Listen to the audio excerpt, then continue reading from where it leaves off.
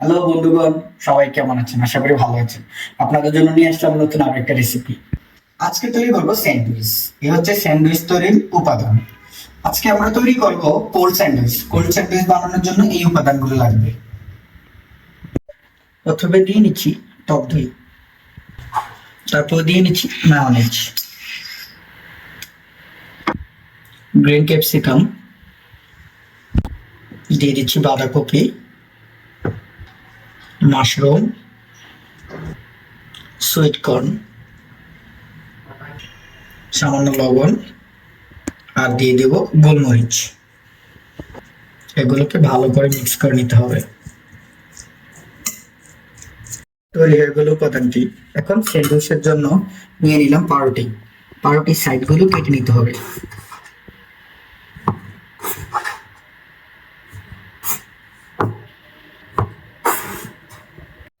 এখন মিশ্রণটি পাউরুটির উপরে নিয়ে নিতে হবে। ভালো করে সাজিয়ে দিয়ে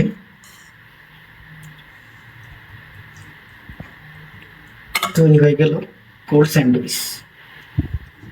এখন স্যান্ডউইচটা মাঝখান দিয়ে কেটে নেব।